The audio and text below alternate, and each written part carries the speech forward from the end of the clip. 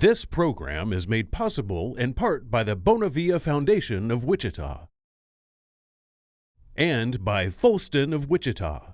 For more than a century, the Folston-Siefken law firm has helped people, organizations, and communities across Kansas navigate complex legal challenges. With our deep Kansas roots, Folston is proud to sponsor this discussion and encourages Kansans to vote on August 4th.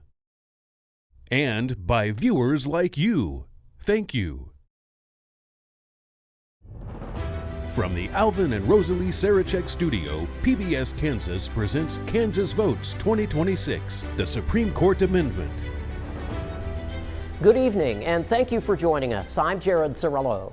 Welcome to the Sarachek studio here at PBS Kansas for this one-hour discussion on the proposed constitutional amendment that would change how Kansas Supreme Court justices are selected.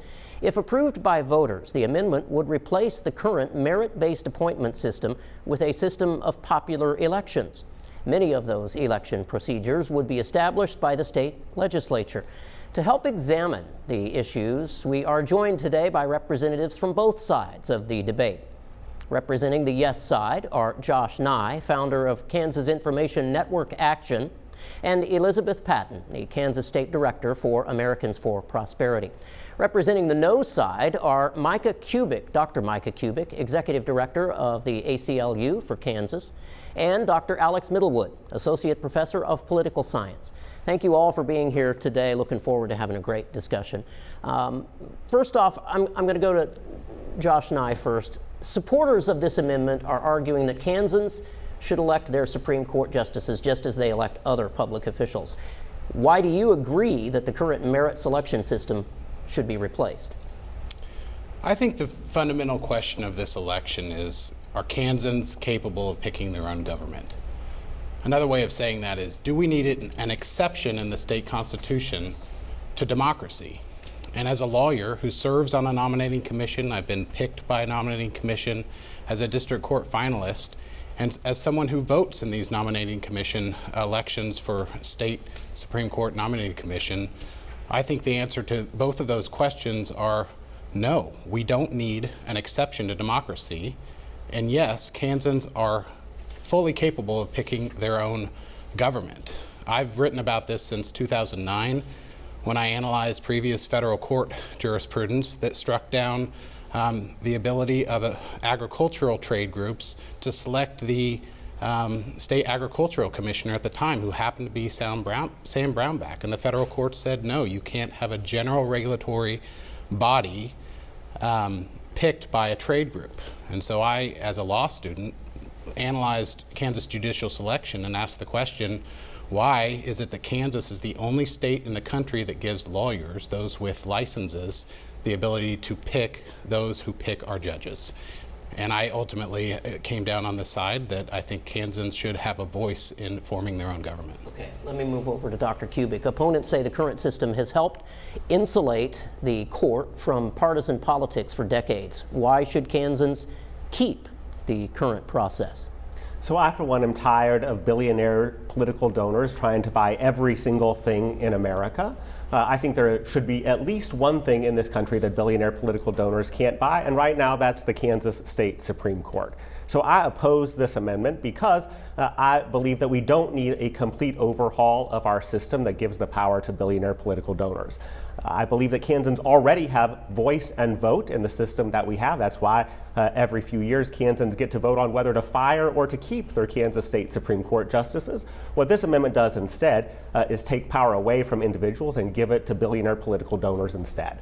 And when that happens, I think the differences between what Kansans want and what the Kansas Constitution demands and what billionaire political donors want will not be abstract. They will be real, they will be concrete, and they'll be harmful. They'll be around things like whether public schools are funded, whether workers have rights, whether consumers are protected, and whether everyday Kansans stand even a fighting chance against the elites in our court. And that's why I think this amendment is a bad idea, one that takes us back in time, and one that just gives power to billionaire political donors. Okay. Ms. Patton, let me move over to you. Supporters say that because Supreme Court justices make decisions that can affect all of us, voters should have a direct voice in choosing them. How does electing justices improve public accountability? So the first thing I want to say is actually to respond to what Mr. Kubik said. It's ironic talking about the billionaire argument when the opposition to this amendment has spent about 5 times as much as supporters in trying to retain power for this way that we choose justices currently, which frankly allows one special interest group, attorneys, who have a majority control over the nominating commission, to have carte blanche say over an entire branch of government, and that's wrong. That's not democracy, that's not accountability, and instead, this amendment allows every Kansan to have a voice. I believe that voters are smart, I believe they have agency, and I believe they are well positioned to make decisions on this Supreme Court, on any election that they partake in. They are not controlled or by one side or the other, by who's spending money. In fact, what this amendment would bring is more transparency, more accountability. Money is already spent in these elections, but there's absolutely no way to track it. So instead, I advocate for every Kansan to have a voice. Okay.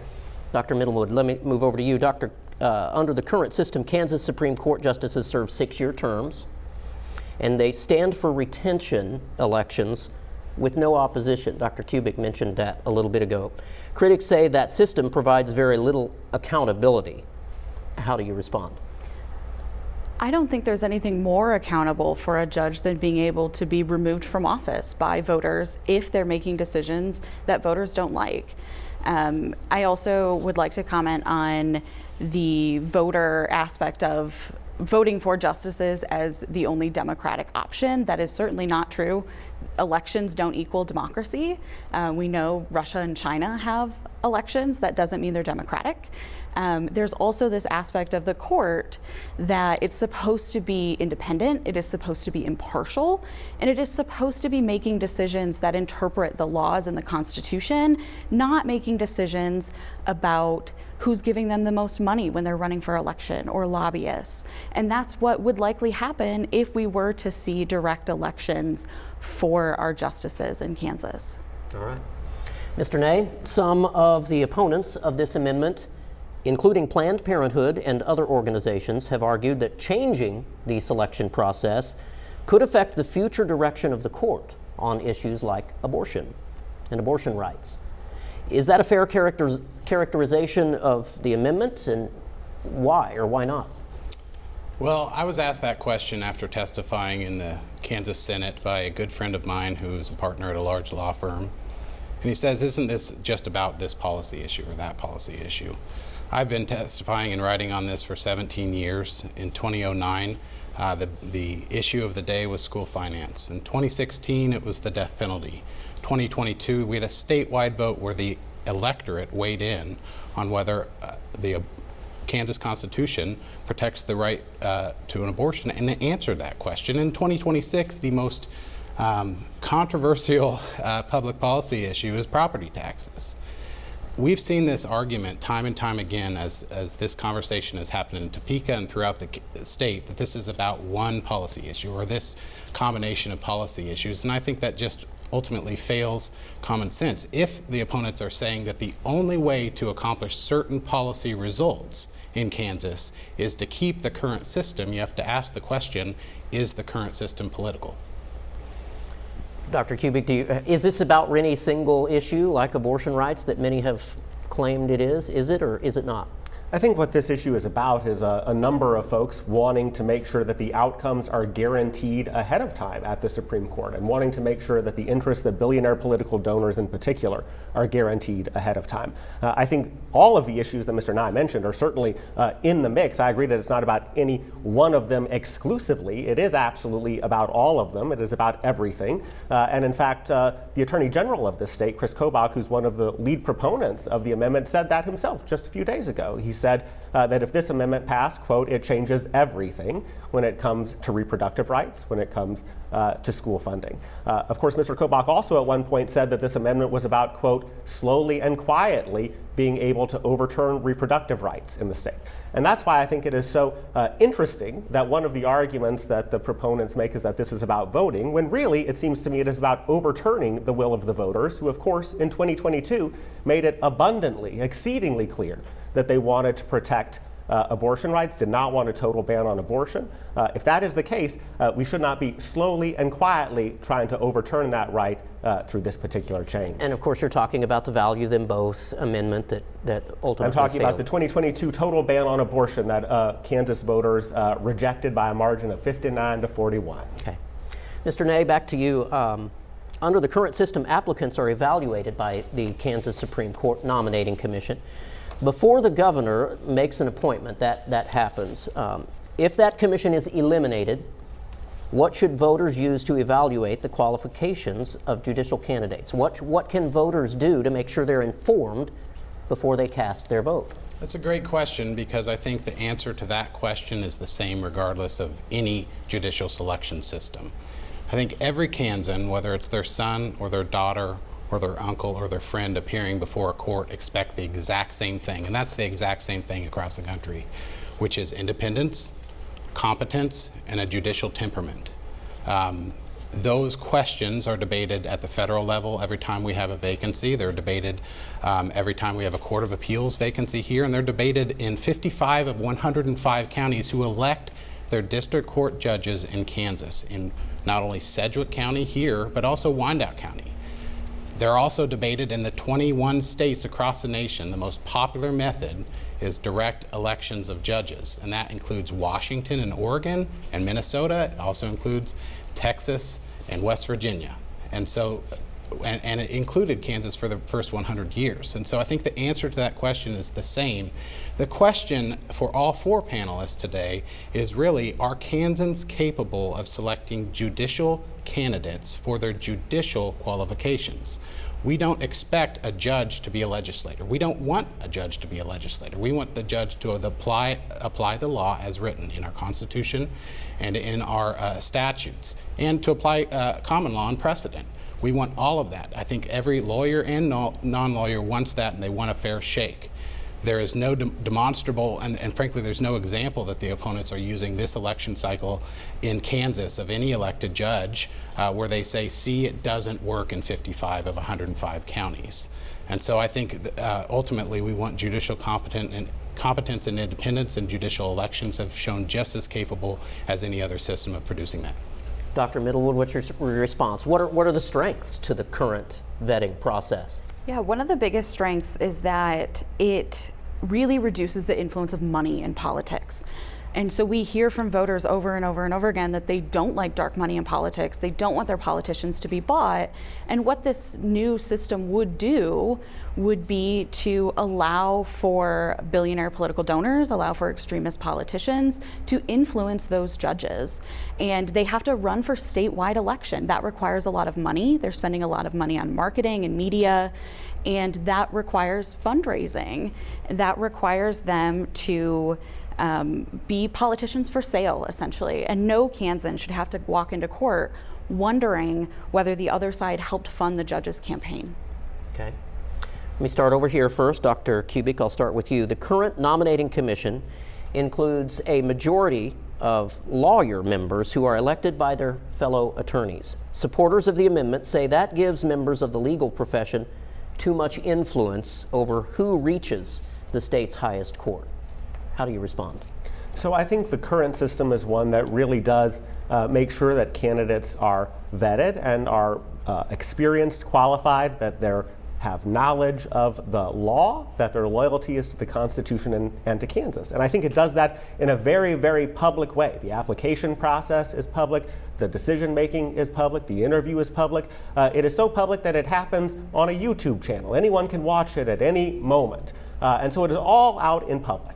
I think the merits, the advantage of that is that it leads to a system that is fair and impartial. And what I think the amendment does instead is turn that into a popularity contest among billionaire political donors. rather than being vetted by folks who are vetting based on those qualities that Ms. Denai mentioned. Instead, the amendment would vet based on who can make the most promises to billionaire political donors, who can win that popularity contest, who can guarantee the outcomes in advance. And I don't think that is fair and impartial, and I certainly don't think it's good for Kansans. Ms. Patton, what's your response? And let me ask you directly, Sure. What changes would electing justices make to that balance of influence? So right now, it is rife with actually a ton of politics and money. What's ironic is money is spent on retention votes, but there's absolutely no way to track it. It's invisible money. It is the darkest of dark money. And what we are wanting to move to is a system that has transparency and accountability. It's actually not true that it automatically requires a statewide election for a Supreme Court justice. That has not been decided yet. That's not a part of the amendment language. Those types of things are going to be decided by lawmakers in January if this passes, which is great, which means we can get this right. We can make sure that there are rules in place, that there are judicial ethics in place, that there are transparency laws and campaign finance reform. All of that needs to be right, and that's going to happen. The beauty of having the amendment language the way that it is it allows us to make sure that that gets right, and it requires a ton of transparency and accountability moving into that. Right now, we know there's money being spent. There's no way to track that. And we also know, even though some of those nominating commission meetings can be seen on YouTube, they are short. This is relatively new for the majority of how this has been going on. That has not been the case. That's recent as of 2016. And we also know they're asking questions like whether or not they took ballet lessons, and they're not serious interviews. I just think that is not accurate, and voters can do just as well of a job at determining who should represent them in government. I think they're smart enough to make those decisions for themselves. Okay. And I'll stay with you, Ms. Patton. In some states where Supreme Court justices are elected, campaigns have attracted substantial spending from interest groups, special interest groups. How would supporters of this amendment address concerns about the role of money in judicial campaigns? I think you look at some of the other states that do this well, and like Josh said, 21 states, it's the most common way that Supreme Court judges are elected nationwide. And you see, like he said, 55 Kansas counties have elected judges on the district court level. That is working. It's going well. And I think we can learn from some of our other states and make sure that that is going to be okay. All right. Ms. Middlewood, what's your response? It's well known that she mentioned the judges' election, but it's district court judges' elections, but it's well known that a lot of people pass those up on the ballot. Yeah. They don't even vote in them. Correct. And part of that is because information is so not easy to access based on those candidates. We would see some change from that if we were to have statewide election of judges. But again, it also opens those justices up to taking billionaire political donor money, to taking lobbying money. And one point that I want to make is she's right that we don't know what this system would look like should this amendment pass. And part of the problem with that is we're allowing the legislature to make that decision when the legislature put this on the ballot to begin with because they don't like decisions that the Kansas Supreme Court has made. And so we're allowing for politicians to change the system in a way that benefits them the most. Okay. I'll stay over here. Dr. Kubik, supporters of the amendment argue that the current selection process gives too much influence to a small group of legal professionals rather than to the voters of Kansans. Why do you believe the current system remains that better approach?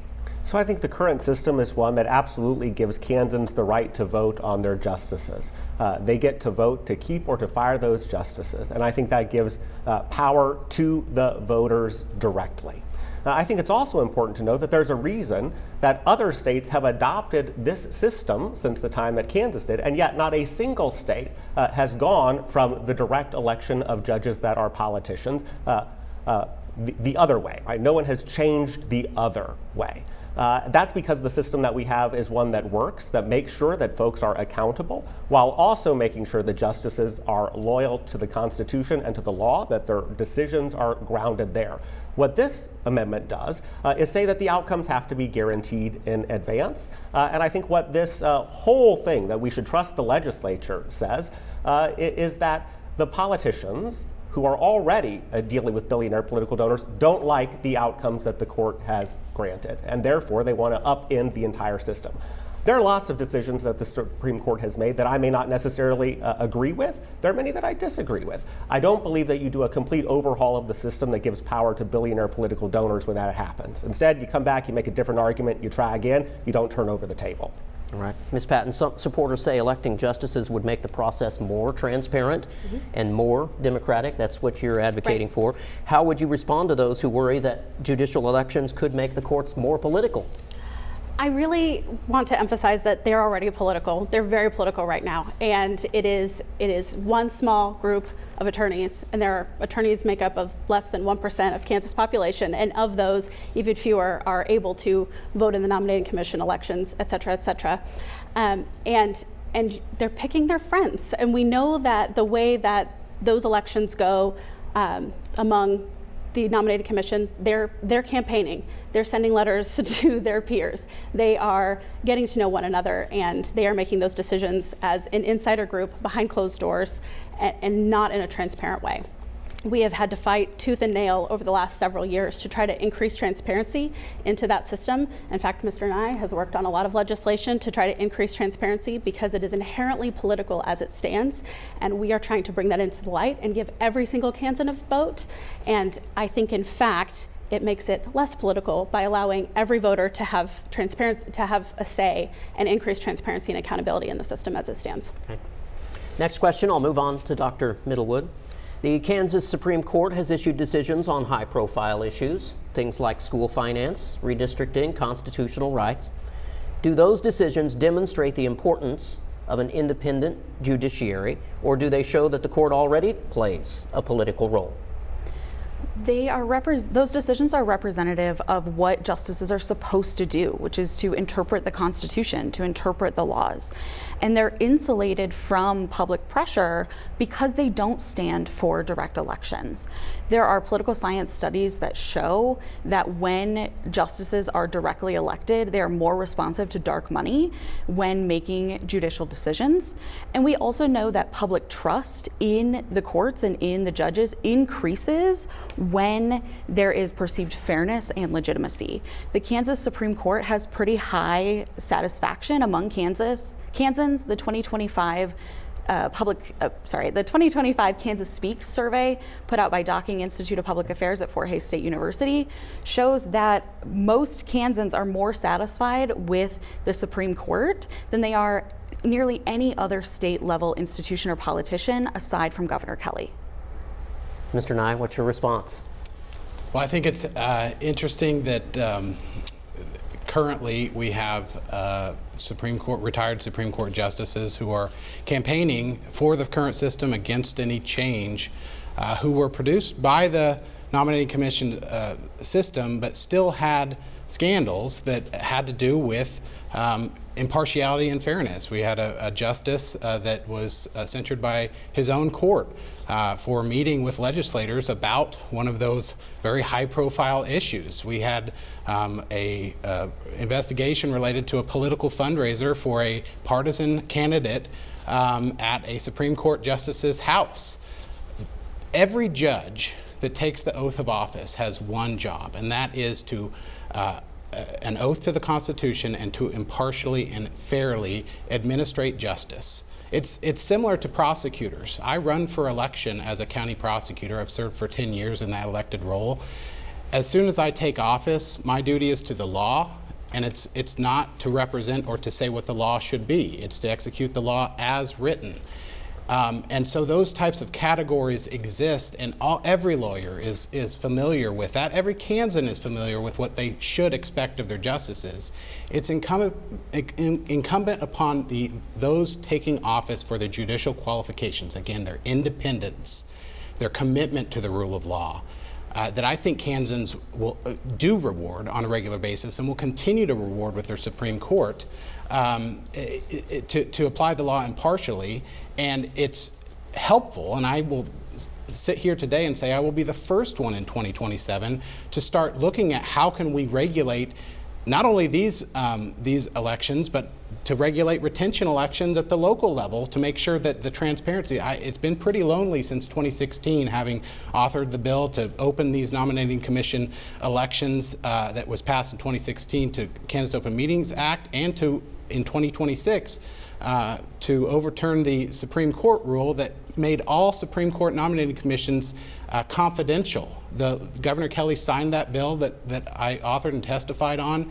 And so it's interesting that the opponents are celebrating those changes of transparency when they haven't been interested in doing that on retention election dark money.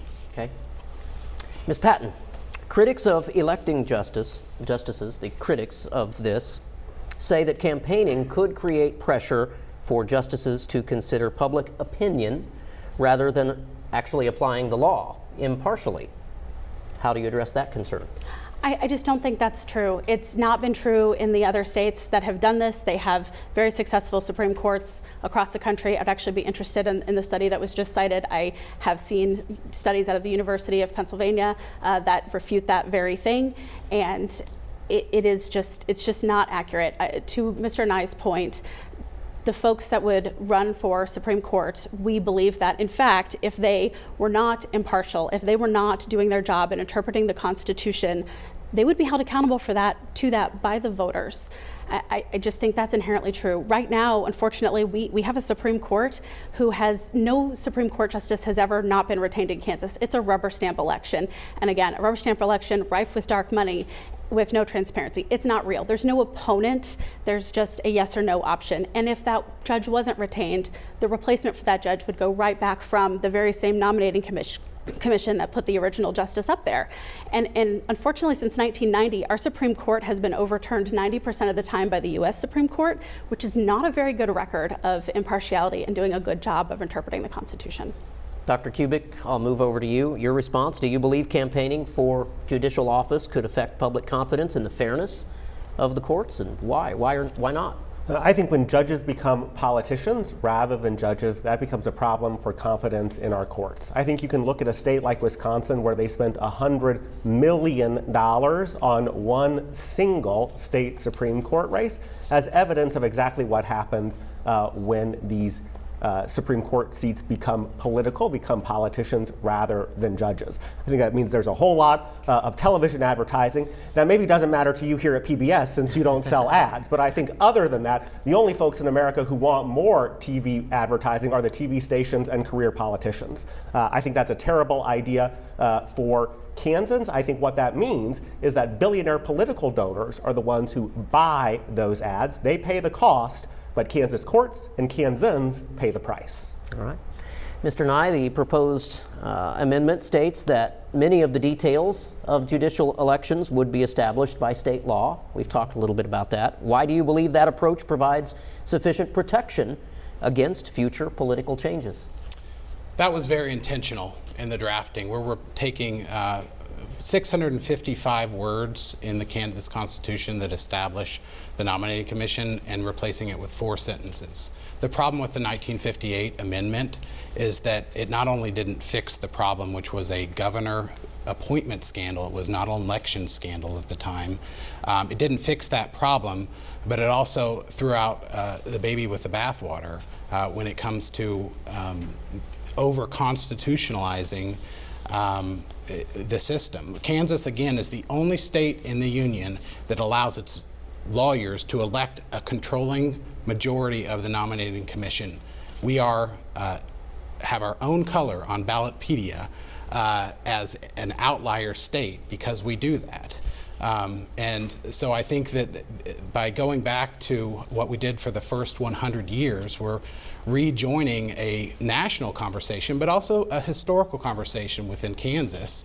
And I think that the ability of the people to vet judicial candidates for their judicial qualities should be unquestioned. And frankly, I'm surprised, and I have a lot of respect for my colleagues, all my colleagues here, but I'm surprised that organizations like the ACLU are lobbying against people having the right to vote, to select their own government. That seems like it doesn't fit with the general understanding that we have that in Kansas and in America, we the people and not we the so-called experts are in control.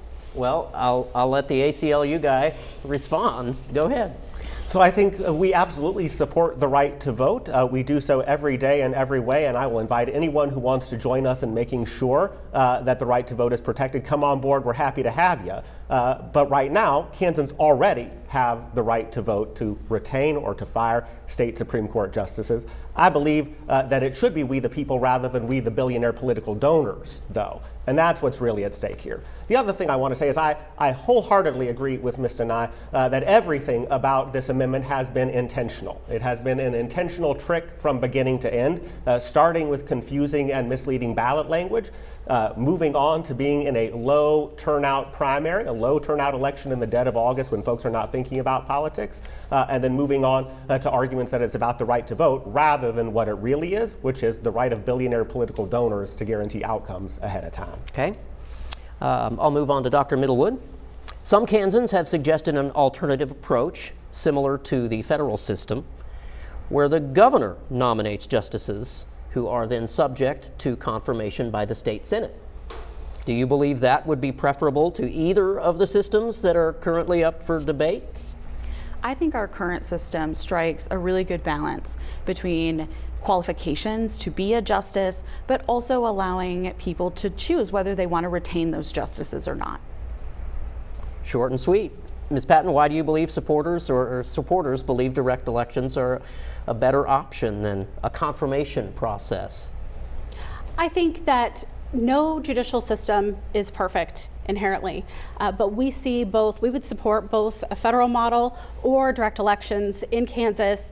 Either direction for our state would remove one special interest group having control over an entire branch of government, which is absurd. And I believe that direct elections is the most transparent, the most accountable directly to voters, and therefore I am supportive of this amendment, and particularly this method. Again, because it's the most common method that we see across the country. It works really well in both red states and blue states. And we see that they have great judicial outcomes in both of those states, better than ours here in Kansas. And if I can mention, we've talked before, Wisconsin was invoked, but I want to mention again that direct elections matters because voters have agency and voters are smart.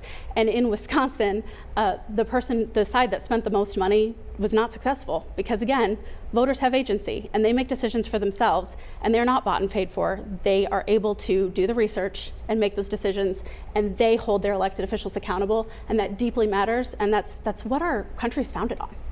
All right. Mr. Nye, I'll move over to you. If a vacancy occurs before a justice's term expires, the amendment provides that the method for filling that vacancy would be established by law. Why do you trust the state legislature and governor to create a fair and non-biased process? I said it was intentional earlier, and I used the word the current process over-constitutionalized it. It made it so we couldn't change and tweak things over time. The reason it was intentional and simple this time is that it leaves to the lawmaking process not only campaign finance regulation, judicial ethics, and transparency, but also the methods of those elections. I would say of those 21 states that use direct elections, the majority is nonpartisan.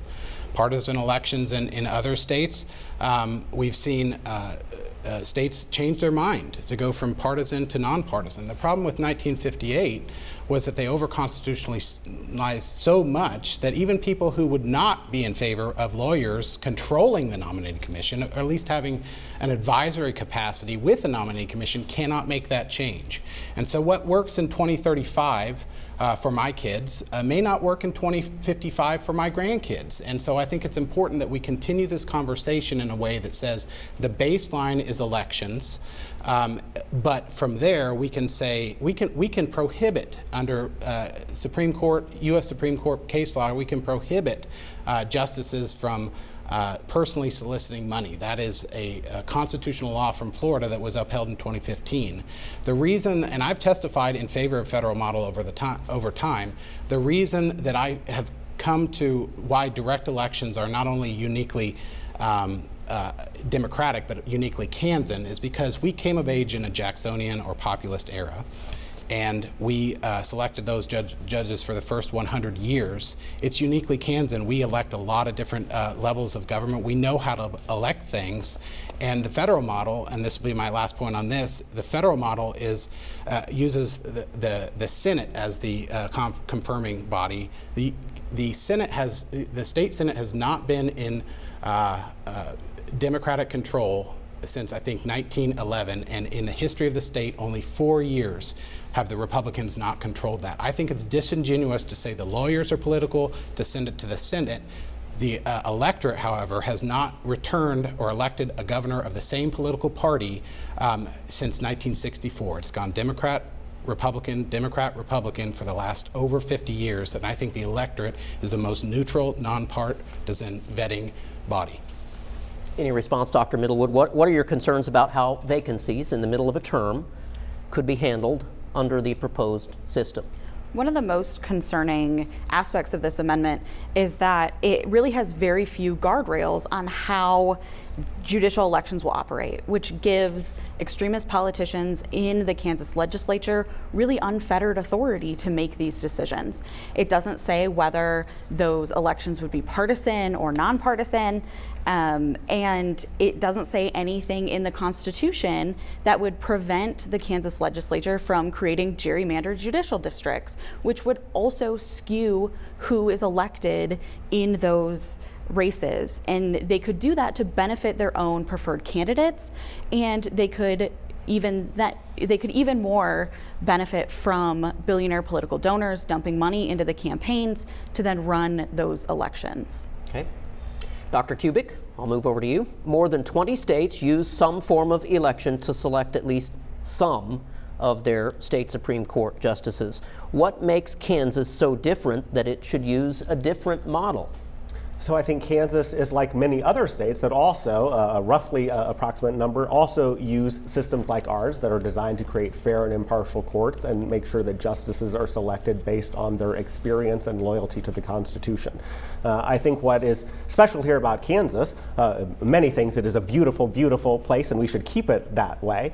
But in particular, we derived this system because of this huge corruption scandal that has been alluded to a few times. I believe that scandal was about people putting corruption above the Constitution, and I think Kansas voters today don't want to substitute the Constitution for corruption. The system that existed in 1865 when the state was founded a few years later is not relevant for today, because in 1865 there were neither billionaire political donors nor television. And so to say that the system that existed then is the one that should exist today, I think is not particularly relevant. Doesn't tell us much.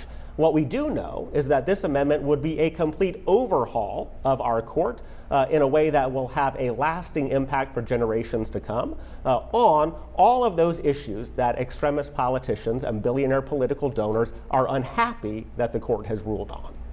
Ms. Patton, what lessons do you believe Kansas can learn from their states that elect their Supreme Court justices now?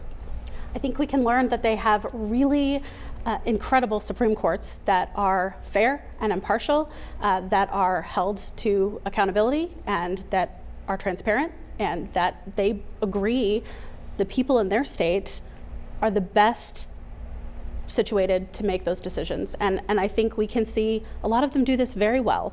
They have really interesting and good decisions that are coming out of their courts all the time. And again, our Supreme Court has been overturned 90% of the time since 1990. That's really not the case for those courts that are direct elected. We see accountability and transparency, and that's what we're asking for Kansans to do. It's really important that every Kansan have a voice in their judicial branch. Okay. I'll start over here this time. Mr. Nye, a statewide judicial campaign could require substantial fundraising, obviously. Advertising, we've talked a little bit about that as well, and also campaign organization. How can qualified candidates who lack political or financial support, how can they remain competitive? Well, at the end of the day, we're talking about maybe 4,500 people that we can choose from of the lawyers in Kansas. We're trying to find the best ones, the most impartial candidates. And right now, the current system has no incentive to weigh those qualifications out in the open. I think everyone here, if they saw an endorsement from someone they respected in their community, just like I, as county attorney, would like the endorsement of the Rotary Club or Chamber of Commerce or whatever, that those are the ways that voters, Kansas voters, are used to making decisions. Is if I don't know, I either need to go get the information or I need to call someone I trust or rely on someone I trust. And those Kansans know how to do this. Unlike the federal level, we elect 6 statewide executive officers. In 105 counties, we elect 8 countywide officers every 4 years. School boards, Board of Education, legislators, city councils. We know how to elect qualified, competent members of our government. We know how to elect, frankly, in 55 counties, qualified judges. And so I think the same process would be there. I think it's ironic, again, that the opposition has stated during testimony in Topeka that they trust the voters in the right circumstances. And what they mean is, let us pick, you tell us if we got it right 2 to 6 years later. That reminds me of a quote that I used in my Law Journal article from Boss Tweed of New York Tammany Hall back in the day, where he says, I don't care who does the electing so long as I do the nominating. And that is a political principle that if you can control the front end, the back end doesn't really matter that much. And we want to bring transparency and agency to the front end. Kansans can pick their own government. Dr. Middlewood, same question. So an attorney who's not necessarily familiar with being a politician or raising campaign money, how do people who lack that kind of experience, but maybe a great candidate to be a Supreme Court justice, how do they stay relevant? In practice, they wouldn't. They would really struggle with that, because we know that candidates who have to stand for election will win or lose based on how much money they fundraise, how they spend that money, and having someone who doesn't know how to play that game, and it is a game, all elections are a game, it really forces them to not run for election because they don't have the financial backing to do so. They maybe don't have the connections to be able to fundraise all of that money. So they really just wouldn't run, or they would lose in a primary, kind of depending on how the system is set up. And again, we don't know how the system would be set up because it leaves it to a future session of the legislature. But what we do know is that states that do have contested judicial elections see tens of millions of dollars pumped into those campaigns every single time they stand for election. And that's concerning when we're talking about dark money, special interest money, and candidates who can be bought before getting put on the Supreme Court. All right. Having a great discussion. We have about 5 or 6 questions left, and we'll continue. I'll start over here this time. Dr. Kubik. Supporters of the amendment have criticized the nominating commission for conducting its deliberations outside of public view, behind closed doors, say. Why should Kansans have confidence in a process that is not entirely open? So I would disagree with the premise that it's not entirely open. Who applies to become a justice is in the open. The application materials are in the open. The interview happens in the open. The discussion happens in the open. The vote on it happens in the open. And then, of course, the retention election, where Kansans exercise their right to vote on this, is in the open too. I don't think there's a single step in this process that is not out in the open. What I do think is if that the amendment were to pass, the discussions, the decision, the nominating, the picking, that will happen behind closed doors with billionaire political donors on the coast, and it will be based on who makes the biggest promises. And that will mean that Kansans will have to wonder whether justice in their case and the justices on their case are making their decision based on who shoveled the biggest pile of cash in their direction. Ms. Patton, do you agree with that? That I mean, we've heard billionaire donors a lot in this discussion. Do you agree with that, though? I absolutely don't. And so, it makes me laugh a little bit because the opposition has outspent the proponents in this 5-to-1 to retain control over the entire branch of government. And right now, again, it is rife with politics, and there is money spent, and there is not transparency in the current system the way that there ought to be. We talked about that a little bit earlier, and how we've had to consistently try to add transparency to that nominating commission process. And right now, they are friends choosing friends, and it is not absent of politics or even absent of money. And right now, we have no idea where that money is coming from that controls the retention elections or even the nominating process.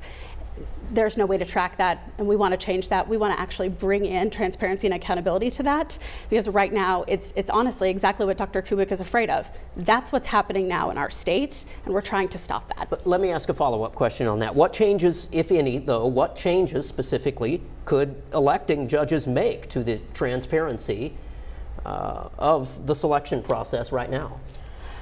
So if I'm understanding your question correctly, what will happen is if this passes in August, then the lawmakers will go back and, along with the governor, whoever that may be, will have legislation that will add these pieces into, they will be required to add these pieces into legislation. And to what Mr. Nye was talking about, making sure that we are able to get it right instead of over-constitutionalizing this, and make sure we have judicial ethics, campaign finance reform, all of those pieces in place that truly make sure this is not up to who's giving the most money behind closed doors. This is up to Kansas and Kansas voters, and it increases that transparency and accountability. Should we have those systems in place before we start this process, though? Either of you want to respond to that? Should those systems be in place already before we start this entire process?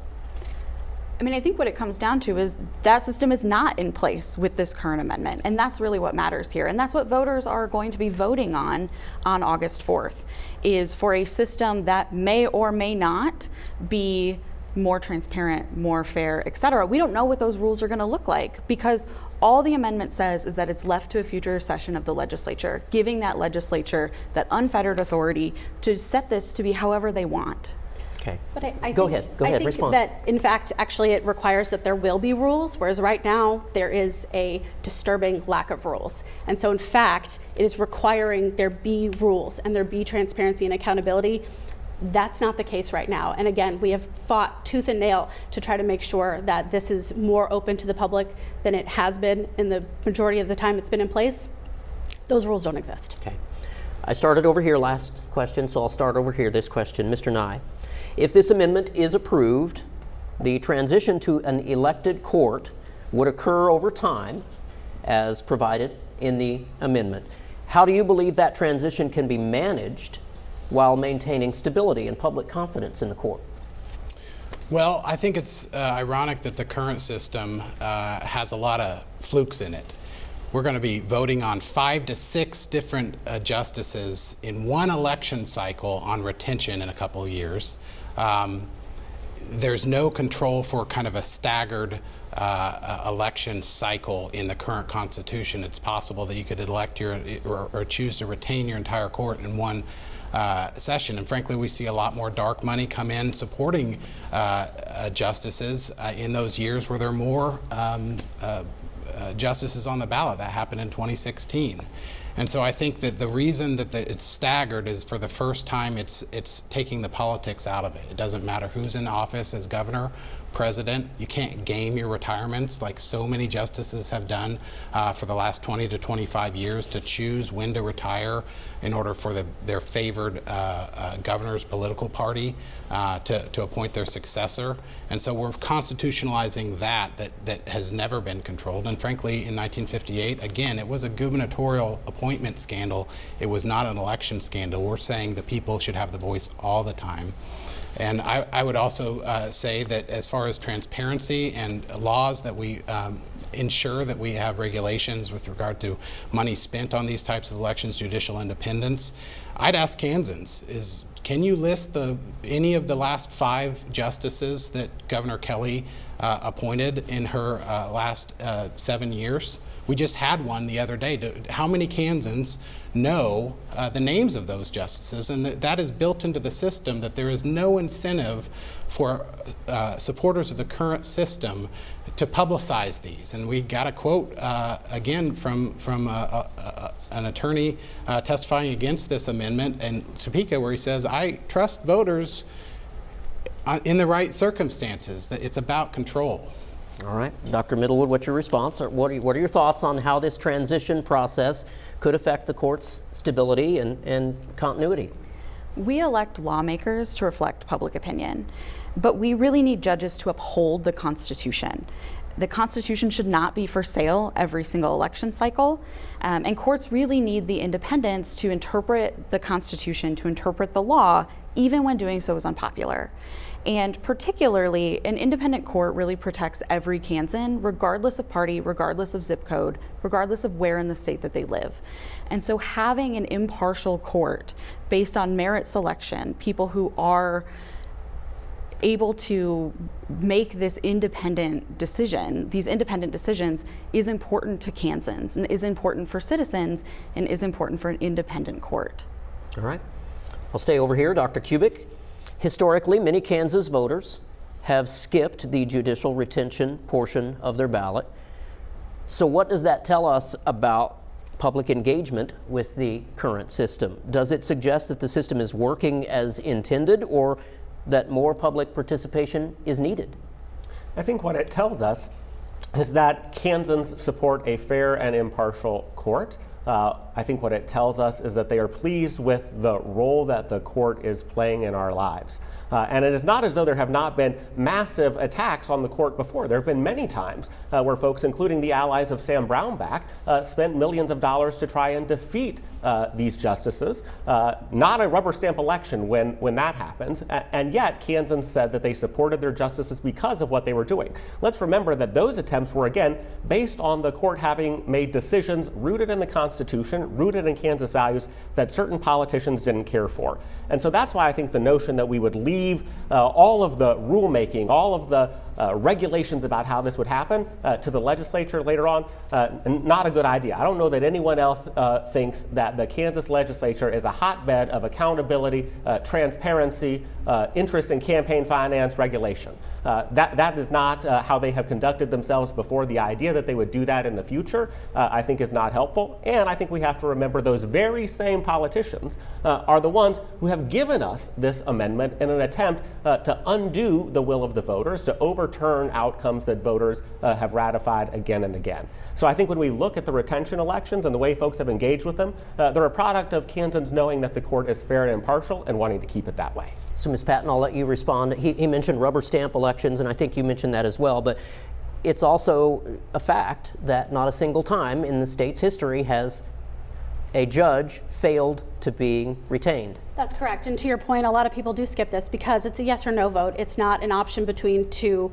candidates, and there's not an incentive for information to be out there. And I think, in fact, what it tells us is they don't know. They don't know the answer. And they just skip that part of the ballot because they don't have an answer. And that's what would change. And that's what we see change in some of those states that have robust judicial elections is you see information. There's an incentive to get information out to voters. That's a good thing. And I've said time and again, I don't think that elections, the folks that are advocating in elections don't control voters.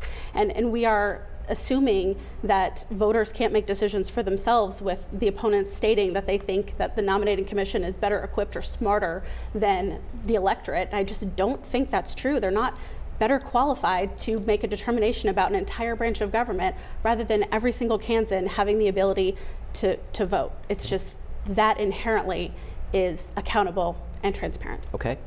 Dr. Middlewood, for the average Kansan who may never appear before the Supreme Court, why does the method of selecting judges even matter? How does it affect everyday Kansans' lives? Well, individual Kansans, as you say, may never appear before the Kansas Supreme Court. They are affected by the court cases that do come before the court. They are affected by public education funding, for example. They are affected by all of these issues that the Supreme Court does make decisions on. And so while they themselves probably will never appear before the court, I will probably never appear before the court, it doesn't mean that those issues aren't important and don't matter to everyday Kansans, because they affect their everyday lives in those decisions that are made. Okay. Mr. Ney, your response: how would electing Supreme Court justices benefit ordinary Kansans who interact with the court system? Well, it's interesting that lawyers are the only ones that get to decide on who gets to sit on the Supreme Court. Every Kansan at some point comes into contact with the court system, whether it's a speeding ticket. I prosecute and I defend Kansans. I don't just defend lawyers or prosecute lawyers. And so this whole idea that Kansans can't decide, it's very difficult for me to not interpret the opponent's messaging on this to mean that Kansans are too stupid to pick their own government, that the influence of the free speech debate that is an election, they just can't navigate it. And I think that's just fundamentally untrue. It's untrue about all three branches of government, and I think that Kansans know how to do this. Okay, I'm going to move on to our closing question now. So we'll conclude with this. Dr. Kubik, I'll start with you. If voters approve this amendment, what do you believe is the single greatest long-term risk to the Kansas judicial system?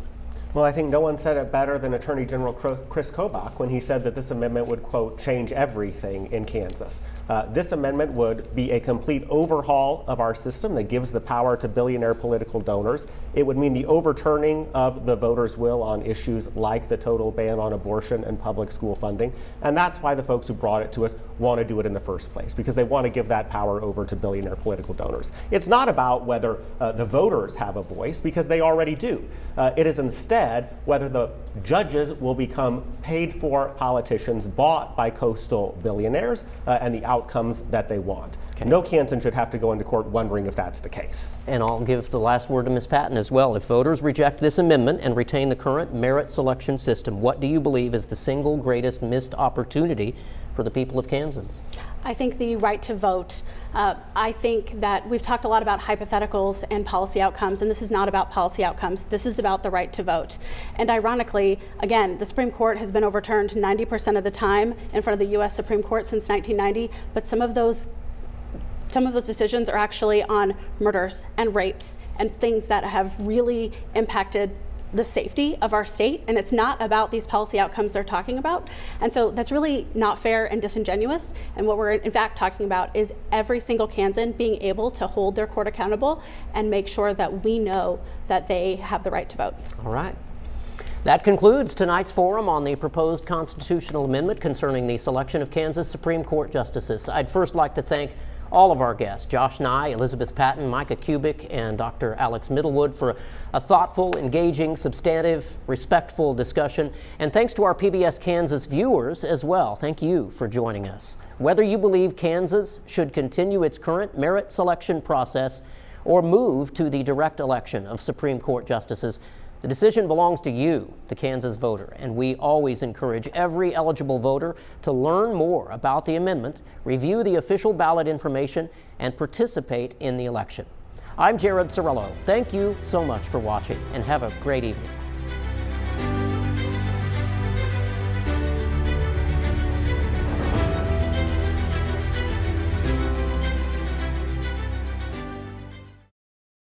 This program is made possible in part by the Bona Via Foundation of Wichita and by Folston of Wichita.